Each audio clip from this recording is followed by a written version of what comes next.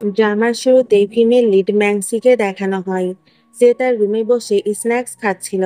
তখনও বুঝতে পারে ওর হাজবেন্ড বাসায় এসেছে, তাই ও তাড়াতাড়ি স্ন্যাক্সগুলো লুকিয়ে ওর হাজবেন্ডকে ওয়েলকাম করতে আসে। বাট ওর হাজবেন্ড ওকে ধরে বলে, তুমি কেন হাসছো? আমি তো তোমাকে হাসতে বলিনি। আমি আমার গ্র্যান্ড পায়ের জন্য তোমাকে বিয়ে করেছি, তাই আমি তোমাকে যেমন বিহেভ করতে বলবো তোমাকে তেমনটাই করতে হবে। এটা শুনে ম্যাক্সির মন খারাপ হয়ে যায়, আর মিস্টার জিমিনো এটা বুঝতে পারে, তাই সে ওকে কিছু টাকা অফার করে।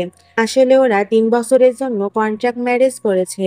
ম্যাক্সি তো টাকার কথা শুনে অনেক খুশি হয়ে যায়, কিন্তু ও এমন ভাব করতে থাকে যেন ওর টাকার কোনো প্রয়োজন নেই, ওর শুধু জিমিনের ভালোবাসার প্রয়োজন।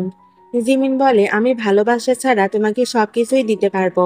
এই বলে ও টাকার কার্ডটি ছুঁড়ে ফেলে সেখান থেকে চলে যায়। আর এরপরই ম্যাক্সি টাকাগুলো নিয়ে অনেক খুশি হয় আর বলতে থাকে, কে বলেছে আমি তোমার ভালোবাসা চাই? আমি তো শুধুমাত্র তোমার টাকা চাই। তখনও মিস্টার জিমিনের ফোনে রিংটন শুনতে পাই। এতেও ফোনটি চেক করে দেখতে পাই জিমিনের এক্স গার্লফ্রেন্ড এসএমএস করেছে। ম্যাক্সি জানতে পারে ওর এক্স গার্লফ্রেন্ড দেশে ফিরে এসেছে। এতেও খুবই আপসেট হয়ে পড়ে এবং ভাবতে থাকে এখন কি হবে। যদি ওর এক্স গার্লফ্রেন্ডের কারণে আমাদের কানেকশন নষ্ট হয়ে যায়, তাহলে আমি টাকা কোথায় পাবো? তো জিমিন সেখানে আসলে ম্যাক্সি বলে, তুমি যেখানেই যাও না কেন বেশি ড্রিঙ্কস করবে না, কারণ বেশি ড্রিঙ্কস করলে তোমার শরীর খারাপ হয়ে যাবে। এটা শুনে জিমিন রেগে বলে, আমার জন্য তোমাকে এত চিন্তা করতে হবে না। বাট জিমিন তো মনে মনে অনেক খুশি হয়, কারণ ও ভাবছিল মেয়েটা আমাকে পাগলের মতো ভালোবাসে, এজন্যই তো সে আমার জন্য এত চিন্তা করে। তো এরপর জিমিন বারে ড্রিঙ্কস করতে থাকে। তখন সেখানে ওর এক্স গার্লফ্রেন্ড সু আসে। বাট জিমিন ওর এক্স গার্লফ্রেন্ডের দিকে খেয়াল করে না, কারণ ও তখন দেখতে পেয়েছিল ম্যাক্সি বারে এসে ডান্স করছে। এতে জিমিন রেগে ওর কাছে আসে এবং বলে, তুমি এখানে কেন এসেছো? ম্যাক্সি বলে, আসলে আমি রুমে বসে তোমাকে অনেক মিস করছিলাম, তাই আমি বাইরে ঘুরতে এসেছি যাতে আর তোমাকে মিস না করি। এটা শুনে জিমিন ভাবে মেয়েটা সত্যি আমাকে অনেক ভালোবাসে। তখন সেখানে সু আসে, যাকে দেখে তো ওরা দুজনেই অবাক হয়ে যায়। ম্যাক্সি ভাবে এখন তো জিমিনের সাথে আমার কোনো কানেকশনই থাকবে না, কারণ তার এক্স গার্লফ্রেন্ড ফিরে এসেছে। ম্যাক্সি তখন স্যাড ফেস বানিয়ে বলে, তুমি এর জন্য এখানে এসেছিলে তাই না? তো তোমার এক্স গার্লফ্রেন্ড চলে এসেছে, তাহলে আমাকে আর কি প্রয়োজন? এই বলে, 2 বছর আগে বাড়িতে আগুন লাগার পর সু আপনাকে না বলেই বিদেশে চলে গিয়েছিল, আর এখন সে হঠাৎ ফিরে এসেছে। তাহলে আপনি কি এখন ম্যাক্সিকে ডিভোর্স দিয়ে দিবেন?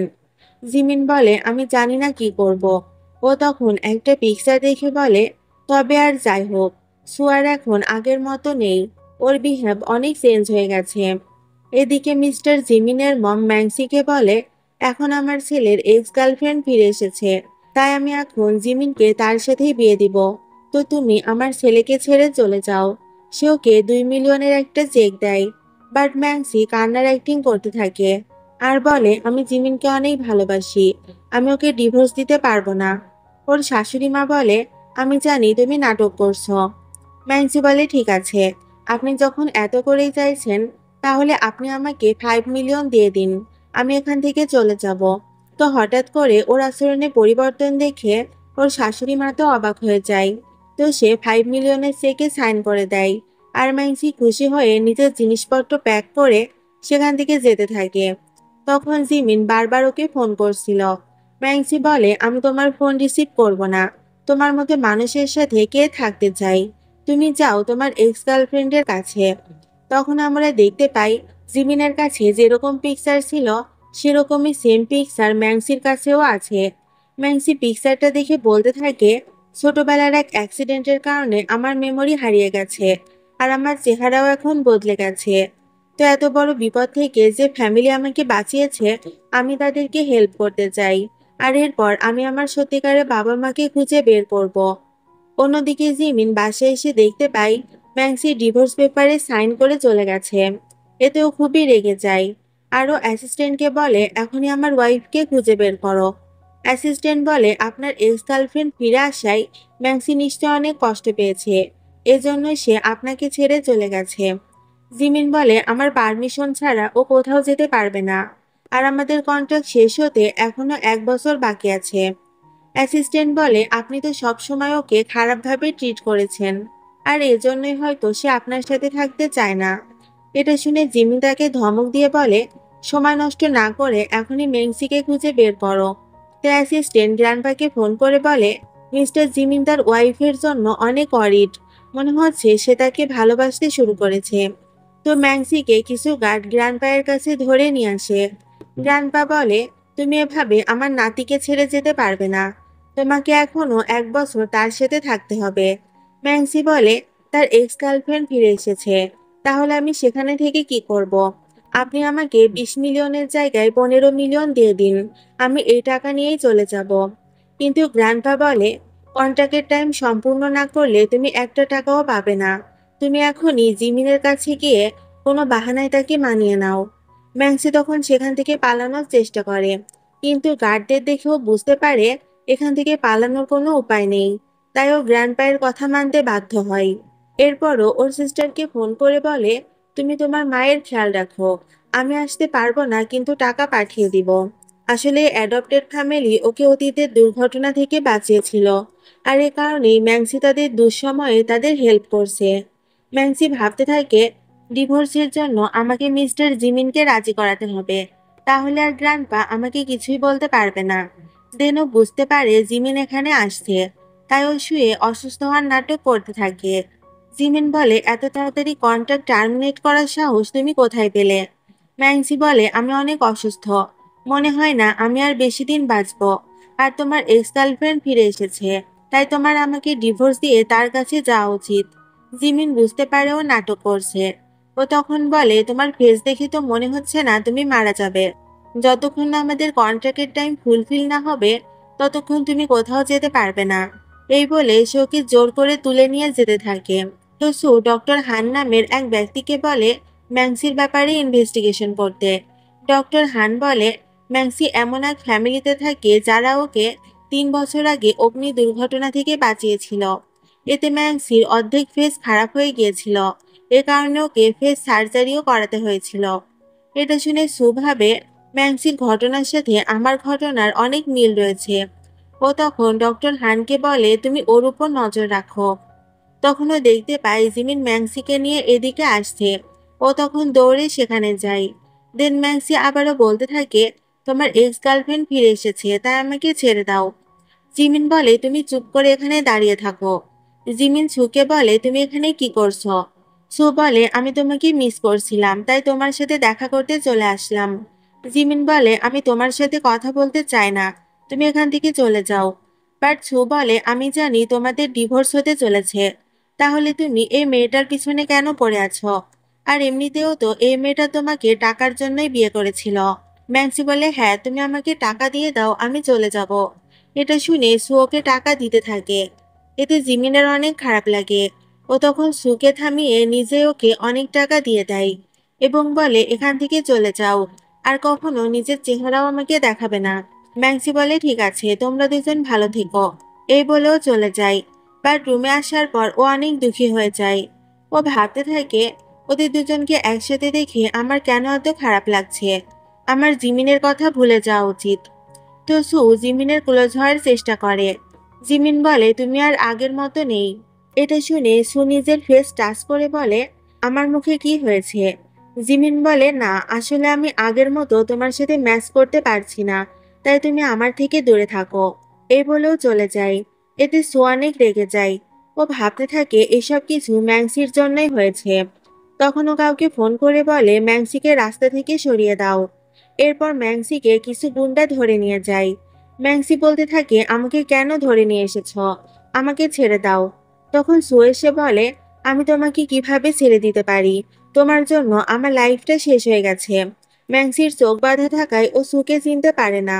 ও বলে, তোমাদের যদি টাকার প্রয়োজন হয়, তাহলে আমি তোমাদের আমার হাজবেন্ডের নাম্বার দিয়ে দিচ্ছি, তোমরা তার থেকে টাকা নিয়ে নিও, কারণ আমার হাজবেন্ড অনেক ধনী।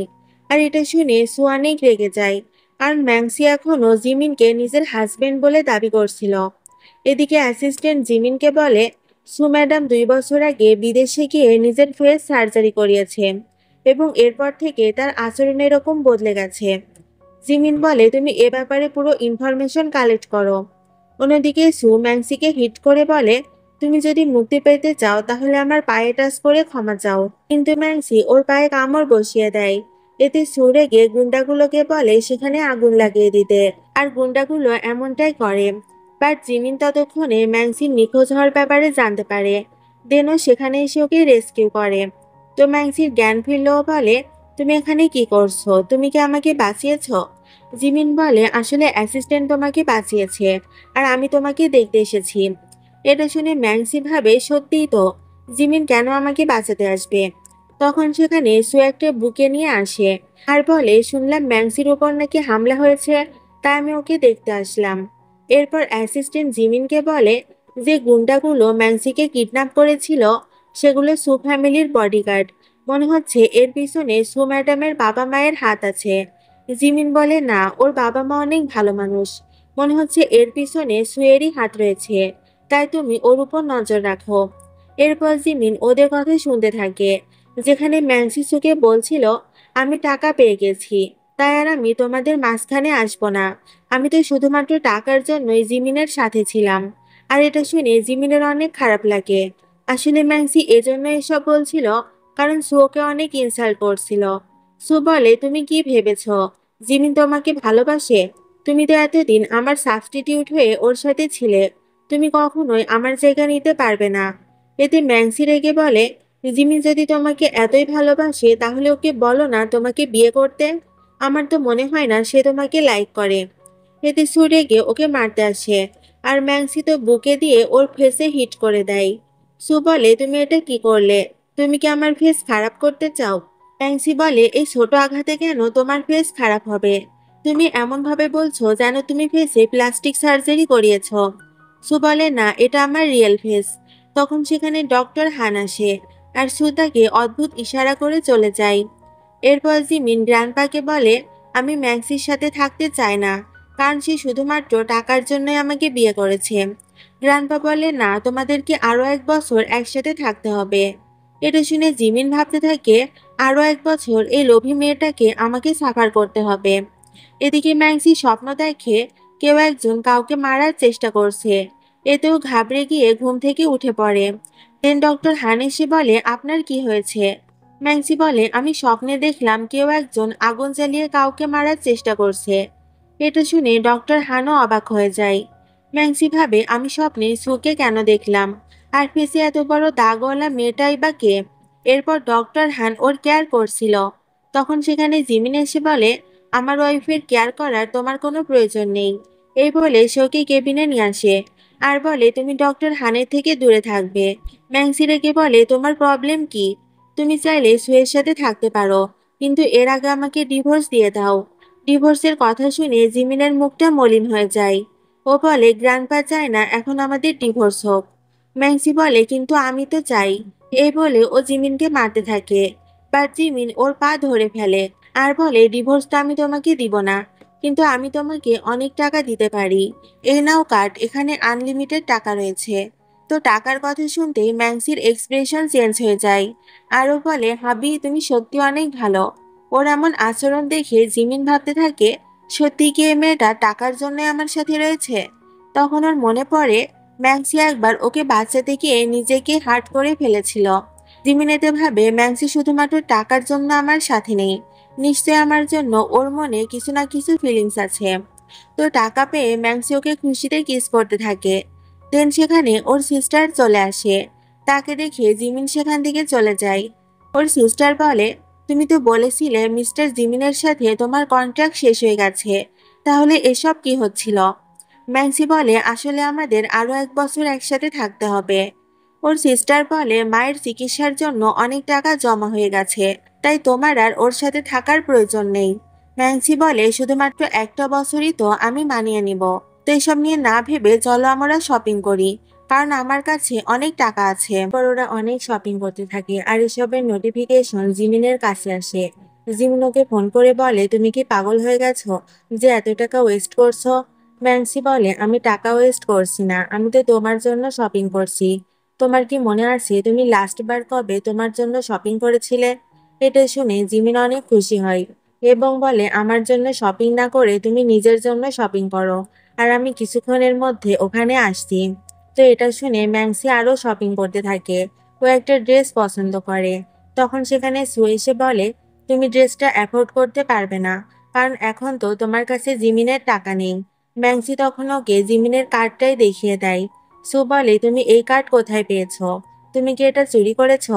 ম্যাংসি বলে, আমি এখনো অফিসিয়ালি মিস্টার জিমিনের ওয়াইফ, তাই সে নিজে আমাকে এটা ইউজ করার জন্য দিয়েছে। সুয়েতে বলে, না, তুমি জিমিনের ওয়াইফ নও।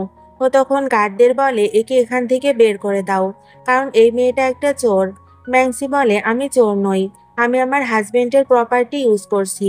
আর তুমি নিজের পজিশন মনে রাখবে, তুমি তো শুধুমাত্র একজন মিস্ট্রেস। এটা শুনে সু ওকে একটা থাপ্পড় মারে। তখন সেখানে জিমিন এসে বলে, এখানে এসব কি হচ্ছে?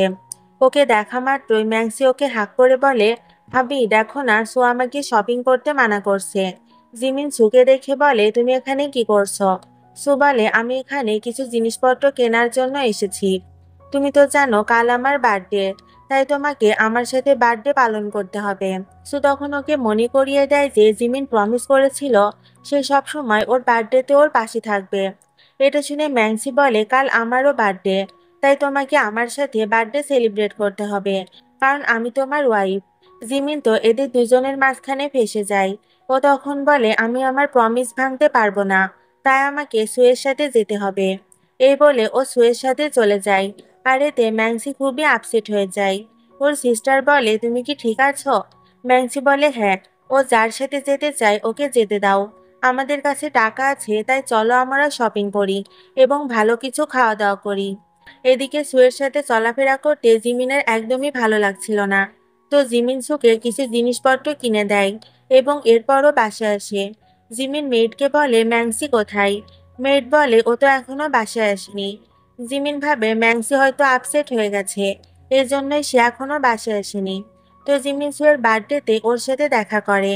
সু বলে, তুমি কি আমার বার্থডে গিফট নিয়ে এসেছো? জিমিন বলে, হ্যাঁ, বাট এটা আমি ভুল করে নিয়ে এসেছি। তো সু দেখতে পায় সেখানে একটা রিং রয়েছে। আসলে এটা ওই রিং ছিল যেটা জিমিন 3 বছর আগে সুয়ের জন্য কিনেছিল। তবে এখন সুয়ের হাতে রিংটা ফিট হয় না। জিমিন এতে রিংটা নিয়ে নেয় এবং বলে, আমি তোমাকে অন্য কিছু গিফট করে দিব। তখন ম্যাংসি ওদের উপর নজর রাখছিল। সে ওদেরকে একসাথে দেখে অনেক কষ্ট পায়। তখন ওর সিস্টার ওকে ফোন করে বলে, মনে হচ্ছে ছুঁয়ের ভেতর কোনো গড়বড় আছে। আর এটার ইনভেস্টিগেশন করতে ম্যাংসি ওদের বাসায় আসে। ও গার্ডদের বলে, সু ম্যাডাম এই ট্রিটা অর্ডার করেছিল, আর আমি এটাই দিতে এসেছি। তো ম্যাংসি সুয়ের রুমে প্রবেশ করে সেখানে ইনভেস্টিগেশন করার চেষ্টা করে। ও তখন সেখানে জিমিনের সাথে একটা মেয়ের পিকচার দেখতে পায়, বাট সেই মেয়েটার ফেস নষ্ট করে দেওয়া হয়েছিল, যেটা দেখে ও অনেক ভয় পেয়ে যায়। এরপরও শুনতে পায় সুয়ের মা বাবা ওর ব্যাপারে ডিসকাস করছে। সুয়ের মম বলে, সু বিদেশে গিয়ে প্লাস্টিক সার্জারি করানোর পর ওর সবকিছুতে কেমন জানি পরিবর্তন এসে গেছে। এখন আমার মনে হচ্ছে ও যেন আমাদের মেয়েই নয়।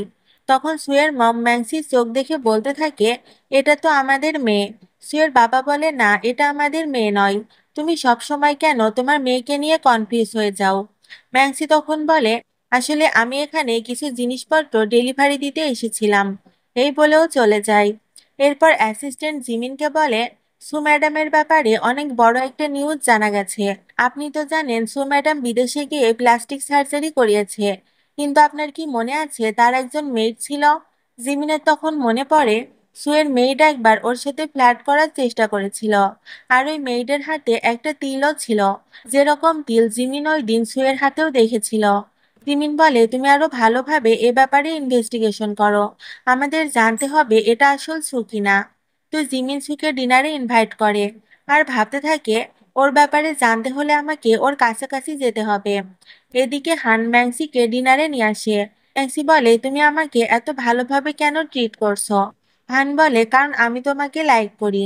ম্যাংসি জানতো হানের সাথে সুয়ের কোনো না কোনো কানেকশন আছে, আর সু বলার কারণেই হয়তো হান ওকে ইমপ্রেস করার চেষ্টা করছে। তো ম্যাংসিও এখানে হানের সাথ দিতে থাকে, কারণ সেও সুয়ের ব্যাপারে জানতে চায়। তখন সেখানে জিমিন সুকে নিয়ে আসে। ও তখন ম্যাংসিকে হানের সাথে দেখে অনেক রেগে যায় আর বলে, তুমি এখানে কি করছো? তোমার এখন বাসায় থাকা উচিত ছিল। ম্যাংসি বলে, তুমি যদি সুয়ের সাথে ঘুরতে পারো তাহলে আমি কেন হানের সাথে ঘুরতে পারবো না? জিমিন বলে, আমি এখানে অন্য কারণে এসেছি। তখন সু জিমিনের দিকে তাকাতেই জিমিন চুপ হয়ে যায়, কারণ ও চাইছিল না সু এটা বুঝে যাক যে ও তাকে সন্দেহ করছে। জিমিন ম্যাক্সিকে বলে, ঠিক আছে, তোমার যা ইচ্ছা তাই করো। ম্যাক্সি তখন হানের হাত ধরে বলে, আমি এখন থেকে হানের সাথে ডেট করব। আর এটা শুনে তো জিমিন সহ্য করতে পারে না। ও তখনই ওকে বাইরে নিয়ে আসে আর বলে, তুমি হানের থেকে দূরে থাকো, কারণ সে ভালো ছেলে নয়। তুমি কি জানো ও কেন তোমার ক্লোজ হওয়ার চেষ্টা করছে? ন্যান্সি বলে, হ্যাঁ, হান হয়তো আমার সাথে ফিজিক্যাল হতে চাই, আর ওর সাথে ফিজিক্যাল হতে আমার কোনো প্রবলেম নেই। জিমিন বলে, বুঝতে পেরেছি, তুমি এভাবেই শুনবে না। এই বলে সে ওকে কিস করতে থাকে। ম্যান্সি বলে, তুমি এভাবে আমাকে কন্ট্রোল করতে পারবে না। জিমিন বলে, ঠিক আছে, তোমার যা ইচ্ছা তাই করো, এখন থেকে আমি তোমার সব কার্ড ব্লক করে দিব। এই বলেও চলে যায়। তখন ম্যান্সিকে ওর সিস্টার ফোন করে বলে, মায়ের অবস্থা খুবই খারাপ। এটা শুনে ম্যান্সি তখনই হসপিটালে আসে। ডক্টর বলে, আপনার মায়ের অপারেশন করাতে হবে, কিন্তু ওর সব কার্ড তো ব্লক ছিল। এজন্য ও টাকা নিয়ে অনেক চিন্তায় পড়ে যায়। তখন হান ওকে টাকা দিয়ে হেল্প করে। ওর সিস্টার বলে, তুমি আমাদের অনেক সাহায্য করেছো, তোমার ঋণ আমরা কখনো ভুলবো না। ম্যান্সি বলে, আমার ফ্যামিলির কথা তো আমার মনে নেই, তাই তোমরাই আমার ফ্যামিলি, তোমাদের জন্য যতটুকু করা যায় আমি করব। এই বলে ম্যাংস ওই পিকচারটা দেখতে থাকে, আর সেটা হানও দেখতে পায়। হান এরপর সুকে ওই পিকচারটা সম্বন্ধে বলে। সু বলে, এর মানে এটাই সেই মেয়ে যাকে আমি মারার চেষ্টা করেছিলাম, সে এখনো বেঁচে আছে, তুমি এখনই ওকে মেরে ফেলো। হান বলে, ওকে মারার দরকার নেই, কারণ ওর কিছুই মনে নেই। সু বলে, তোমাকে ওকে বিয়ে করতে হবে, তাহলেই আমি জিমিনকে পাবো। এরপর ম্যাক্সি সুয়ের বাসায় কাজ করতে শুরু করে, যেটা দেখে সুয়োর মুখে পানি ছুঁড়ে মারে। ওর বাবা বলে, তুমি মেয়েদের সাথে এমন বিহেভ কেন করছো? তুমি তো আগে এরকম ছিলে না। তো বলে, বাবা তুমি জানো না, এটাই সেই মেয়ে যে কিনা মিস্টার জিমিনকে আমার থেকে ছিনিয়ে নেওয়ার চেষ্টা করছে। তো ওর এমন বিহেভ দেখে সুয়ের বাবার শরীর খারাপ হতে থাকে। কি বলে, আমি তোমার আচরণ রেকর্ড করে নিয়েছি, আমি যদি মিস্টার জিমিনকে এটা দেখাই তাহলে ও কখনোই তোমাকে বিয়ে করবে না। এটা শুনে সু তো ভয় পেয়ে যায়। ও বলে, আমি এখন তোমাকে ছেড়ে দিচ্ছি, কিন্তু পরে ঠিকই দেখে নিব। তো অ্যাসিস্ট্যান্ট জিমিনকে এসে জানায়, সু ম্যাডামের বিদেশে গিয়ে সার্জারি করার কোনো রেকর্ড নেই, এমনকি সে যে কখনো বিদেশে গিয়েছিল এটারও কোনো প্রমাণ পাওয়া যায়নি। এটা শুনে জিমিন সুয়ের বাড়িতে যাওয়ার সিদ্ধান্ত নেয়, যাতে সে ওর ব্যাপারে এভিডেন্স কালেক্ট করতে পারে। এদিকে ম্যাক্সি কাজ করার সময় একটা পিকচার খুঁজে পায়। ওই পিকচারের ব্যাপারে সুয়ের বাবাকে জিজ্ঞাসা করে। সুয়ের বাবা বলে, এই মেয়েটা একসময় এই বাসার ন্যানি ছিল। ম্যাক্সি ভাবে, এই মেয়েটা এই বাসার ন্যানি ছিল, তাহলে সে কেন আমার স্বপ্নে সুকে মারার চেষ্টা করছিল? তখন সেখানে জিমিন এসে ওকে দেখে অবাক হয়ে যায় আর বলে, তুমি এই বাসা থেকে চলে যাও, তুমি এখানে সেফ নও। ন্যান্সি বলে, আমি এই বাসার কাজের লোক। তখন সু এসে বলে, আমরা কাজের লোকের সাথে খারাপ ব্যবহার করি না, ম্যাক্সি এখানে কাজ করতে পারে, এতে কোনো প্রবলেম নেই। জিমিন বলে, এটা আমার ওয়াইফ, আপনারা আমার ওয়াইফকে এখান থেকে বের করে দিন, কারণ সে এখানে কাজ করার যোগ্য নয়। এটা শুনে সুয়ের বাবা বলে, এর মানে তুমি বিয়ে করে ফেলেছো? তুমি তোমার ওয়াইফকে নিয়ে এখনই এখান থেকে চলে যাও। সে তখন জিমিনের হাত ধরে বলে, বাবা তুমি ওর সাথে খারাপ ব্যবহার করো না, কারণ ও শীঘ্রই ওর ওয়াইফকে ডিভোর্স দিয়ে আমাকে বিয়ে করবে। এটা শুনে ম্যাক্সির অনেক খারাপ লাগে। ও বলে, যদি এমনই হয় তাহলে জিমিনকে বলো এখনই আমাকে ডিভোর্স দিয়ে দিতে। এই বলে ও রাগ করে বাইরে চলে আসে। দেন জিমিন বলে, তুমি যদি টাকার জন্য এখানে কাজ করো তাহলে আমি তোমাকে আরো টাকা দিয়ে দিচ্ছি, তাও প্লিজ এই বাড়ি থেকে চলে যাও। আসলে জিমিন ওর সেফটির জন্য এসব বলছিল। ম্যান্সি বলে, তুমি যদি এই বাড়িতে আসতে পারো তাহলে আমি কেন পারবো না? জিমিন বলে, তোমার সুয়ার হানির থেকে দূরে থাকা উচিত। তখন সেখানে হান এসে বলে, ম্যান্সির খেয়াল রাখার জন্য তো আমি আছি, তাই তোমার ওর খেয়াল রাখার প্রয়োজন নেই। এটা শুনে জিমিন রেগে ওকে বাসায় নিয়ে আসে আর বলে, তুমি আমার ওয়াইফ, তাই তোমাকে আমার কথা শুনতে হবে। আমি তোমাকে সুয়ার হানের থেকে দূরে থাকতে বলেছি। প্যাংসি বলে, তুমি আমাকে ডিভোর্স দিতে চাইলে দিতে পারো, কারণ আমি এভাবে তোমার সাথে থাকতে চাই না। জিমিন বলে, তুমি কি সত্যি হানের গার্লফ্রেন্ড হয়ে ওর সাথে থেকেছ? না হলে তুমি কেন ওর সাইড নিচ্ছ? ম্যাংসি এখানে হ্যাঁ বলে দেয়। এতে জিমিন রেগে ওকে ওয়াশরুমে নিয়ে আসে আর ওকে শাওয়ার দিতে থাকে। জিমিন বলে, তুমি আমার ওয়াইফ, তোমাকে আমি ছাড়া আর কেউ ছুতে পারবে না। এই বলে সে ওকে কিস করতে থাকে আর ওরা নাইট স্পেন্ড করে নেয়। তো নেক্সট মর্নিং জিমিন ঘুমের ভেতর সুয়ের নাম নিতে থাকে, যেটা শুনে ম্যাক্সির অনেক খারাপ লাগে। ও তখন ওকে সেখানে রেখে চলে যায়। জিমিন ঘুম থেকে উঠে অ্যাসিস্ট্যান্টকে বলে ম্যাক্সি কোথায়। অ্যাসিস্ট্যান্ট বলে নিশ্চয়ই আপনি রাতে ওকে ভালোভাবে ট্রিট করেননি, এজন্য সে রাগ করে বাসা ছেড়ে চলে গেছে। জিমিন বলে ম্যাক্সি কেন বারবার আমার থেকে দূরে চলে যাচ্ছে। তবে ভালোই হয়েছে, ও আমার থেকে দূরে থাকলে সোর কোনো ক্ষতি করবে না। আর তুমি সুয়ের ব্যাপারে আরো ভালোভাবে ইনভেস্টিগেশন করো। এরপর ম্যাক্সি বাড়ি গিয়ে ড্রিঙ্ক করতে থাকে। তখন হান এসে ওর সাথে ফ্লার্ট করার চেষ্টা করে, বাট ম্যাক্সি ওকে ইগনোর করে চলে যায়। হান তখন বুঝতে পারে জিমিন ম্যাক্সির পিছনে বডিগার্ড লাগিয়ে দিয়েছে। ও তখন সুকে ফোন করে জানায়, মনে হয় আমি ম্যাক্সির সাথে খারাপ কিছু করতে পারবো না, কারণ জিমিন ওর পিছনে বডিগার্ড লাগিয়ে দিয়েছে। সু ভাবে এবার আমাকে ম্যাক্সিকে নিজের পথ থেকে সরাতে হবে। ও ম্যাক্সিকে বলে তুমি এই বাড়ি ছেড়ে চলে যাও। ম্যাক্সি বলে তোমার বাবা মা আমাকে এখানে রেখেছে, তাই তোমার বাবা মা না বলা পর্যন্ত আমি এখান থেকে যাব না। সো তখন পড়ে যাওয়ার নাটক করতে থাকে আর সবাইকে বলে ম্যাক্সি আমাকে ফেলে দিয়েছে। ম্যাক্সি বলে আমি কিছু করিনি। সো বলে জিমিন আমাকে বিয়ে করছে বলেই ও আমার উপর জেলাস হয়ে আমাকে মারার চেষ্টা করছে। এটা শুনে ওর বাবা মা ম্যাক্সিকে বাড়ি থেকে বেরিয়ে যেতে বলে। সো জিমিনকে বলে তুমি ওকে এখনই ডিভোর্স দিয়ে দাও। জিমিন বলে আমি ওকে ডিভোর্স দিয়ে দিব, তুমি এখনই এখান থেকে চলে যাও। এটা শুনে ম্যাক্সির মন খারাপ হয়ে যায়। এরপর অ্যাসিস্ট্যান্ট ওকে দিয়ে ডিভোর্স পেপার সাইন করিয়ে নেয় আর বলে আসলে বস আপনার সেফটির জন্য এমনটা করছে। সে জিমিনের পক্ষ থেকে ওকে অনেক টাকা এবং প্রপার্টি দিতে থাকে, বাট ম্যাক্সি এসব নিতে মানা করে দেয়। দেন হান ম্যাক্সির কেয়ার করতে আসে। ম্যাক্সি এতটুকু জানতে পেরেছিল হান একটা মেয়ের প্লাস্টিক সার্জারি করিয়েছে। ও তখন নিজের বুদ্ধি খাটিয়ে এটা বুঝতে পারে যে আসলে হান ওই ন্যানির সার্জারি করিয়েছিল, যে কিনা এখন সুয়ের বাড়িতে সু সেজে রয়েছে। ম্যাক্সি ভাবে আমি এবার ওর মুখও সবার সামনে খুলে দিব। তো ম্যাক্সি সু আর জিমিনের এঙ্গেজমেন্টের দিনে সবাইকে বলে এটা আসল সু নয়, বরং সে এই বাসার ন্যানি ছিল। সে সুকে মেরে নিজের ফেসকে সুয়ের মতো করে নিয়েছে।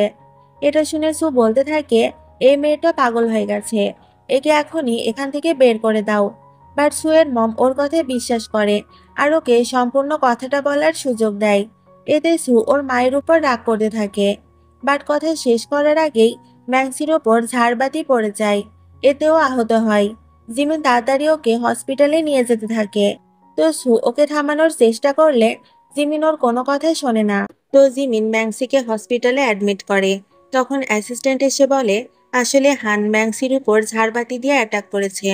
তখন ম্যাক্সির জ্ঞান ফিরলে ও জিমিনের কাছে বলতে থাকে এটা আসলে সু নয়, নিশ্চয় এটা ওদের ন্যানি। এটা শুনে জিমিন একদমই অবাক হয় না। ম্যাক্সি বলে এর মানে তুমি এটা আগে থেকেই জানতে। জিমিন বলে হ্যাঁ, আমার এ ব্যাপারে সন্দেহ আছে, এজন্য আমি ওর ব্যাপারে এভিডেন্স খুঁজছি। ম্যাক্সি বলে আমাদের এটা পুলিশকে জানানো উচিত। জিমিন বলে এখনো আমাদের কাছে পর্যাপ্ত প্রমাণ নেই, তাই আগে আমাদের প্রমাণ কালেক্ট করতে হবে। ম্যাক্সি বলে কিন্তু তুমি তো ওকে ভালোবাসো। জিমিন বলে আমি এই সুকে ভালোবাসি না, আর আমি যাকে ভালোবাসতাম মনে হয় সে আর এখন এই পৃথিবীতে নেই। এদিকে সুয়ের বাবা মা ওকে বলে সিসিটিভি ক্যামেরায় স্পষ্ট দেখা যাচ্ছে হান ম্যাক্সির উপর অ্যাটাক করেছে, তুমি কি ওকে এটা করতে বলেছিলে? সু এটা শুনে বলে আপনারা আপনাদের মেয়ের কথা চিন্তা না করে ওই মেয়েটার কথা কেন ভাবছেন? ও উল্টো ওর বাবা মায়ের সাথেই ঝগড়া করতে থাকে। এ তোর বাবা রেগে বলে তোমার আচরণে মনে হচ্ছে তুমি আমাদের মেয়েই নও। তখন জিমিন এসে বলে আমি ম্যাক্সিকে হসপিটালে বন্দি করে দিয়েছি, ও আর তোমার কোনো ক্ষতি করতে পারবে না। তো তুমি আমার সাথে আমাদের বাসায় চলো, আমরা খুব শীঘ্রই গ্র্যান্ডফাদারের সাথে আমাদের বিয়ের ব্যাপারে কথা বলবো। এটা শুনে সু খুশি হয়ে নিজের জিনিসপত্র প্যাক করতে চাই। দেন জিমিন ওর বাবা মাকে বলে আপনারা কাল আমার সাথে অফিসে দেখা করবেন, আপনাদের সাথে জরুরি কথা আছে। তো জিমিন ওকে নিজের বাসায় নিয়ে আসে, যেখানে সু ওর সাথে ফ্ল্যাট করার চেষ্টা করে, বাট জিমিন কাজের বাহানা করে চলে যায়। এরপর সুয়ের বাবা মা ওর সাথে দেখা করে। জিমিন তাদেরকে ডিএনএ রিপোর্ট দেখায়, যেখানে স্পষ্ট লেখা ছিল এই সু তাদের মেয়ে নয়। এতে ওর বাবা মা অনেক কষ্ট পায়। তারা বলে আমরা ওকে জেলে পাঠিয়ে দিব আর ওকে সত্যটা জিজ্ঞাসা করব। জিমিন বলে এত সহজে এই মেয়েটাকে ধরা যাবে না, কারণ সে খুবই চালাক, তাই উপযুক্ত প্রমাণ না পাওয়া পর্যন্ত আপনারা আগে ওর সাথে যেমন বিহেভ করতেন তেমনটাই করতে থাকুন। অন্যদিকে ম্যাক্সি স্বপ্ন দেখে ছোটবেলায় ওরা একটা ছেলের সাথে দেখা হয়েছিল, আর ওরা একে অপরকে কথা দিয়েছিল আমরা এখন থেকে একটা সুন্দর ফ্যামিলির মতো করে থাকবো। এই স্বপ্ন দেখে ম্যাক্সি অনেক কনফিউজড হয়ে যায়। ও ভাবতে থাকে আমি কেন এই ব্যাকয়ার্ডটা দেখলাম। এই ব্যাকয়ার্ড কোনো বাসার পিছনে রয়েছে, নিশ্চয়ই এটা সুয়ের বাসার পিছনেই রয়েছে। তো ম্যাক্সি এরপর সুয়ের বাসায় আসলে সুয়ের বাবা মা ওকে দেখে অনেক খুশি হয় আর ওকে ওয়েলকাম করে। ম্যাক্সি এটা ভেবে খুশি হয় যে জিমিন তাদেরকে বলে দিয়েছে এই সু তাদের মেয়ে নয়। দেন অ্যাসিস্ট্যান্ট জিমিনকে ফোন করে জানায় ম্যাডাম হসপিটাল থেকে পালিয়ে গেছে। জিমিন বলে তাড়াতাড়ি ওকে খুঁজে বের করো, না জানিও কোথায় গেছে। একটু পর হানসুকে ফোন করে জানায় ম্যাক্সি তোমাদের বাসায় এসেছে আর তোমার বাবা মা ওর সাথে অনেক ভালো বিহেভ করছে। এটা শুনে সু তাড়াতাড়ি বাসায় আসতে থাকে। তো ম্যাক্সি সুয়ের ফ্যামিলি পিকচার দেখতে পায়। এতে ওর পুরনো স্মৃতি মনে পড়তে থাকে। ও তখন সুয়ের বাবা মাকে নিজের বাবা মা বলে ডাকতে থাকে।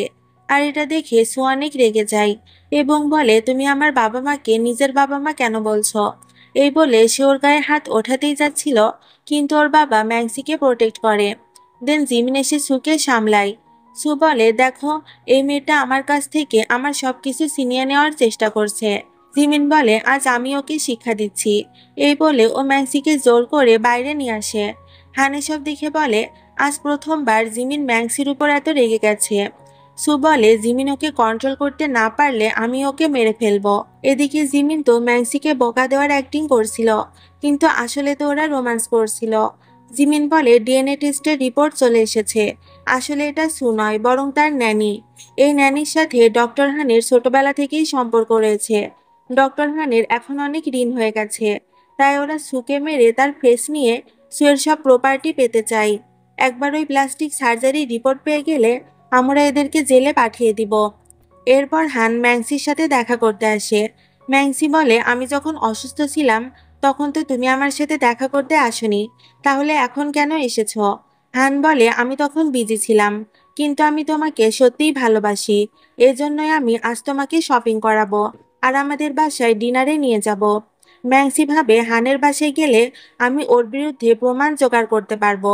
তো ম্যাক্সি হানের বাসায় ডিনারে যায় এবং ওর ড্রিঙ্কে কিছু মেশাতে থাকে, যেটা হান বুঝে ফেলে।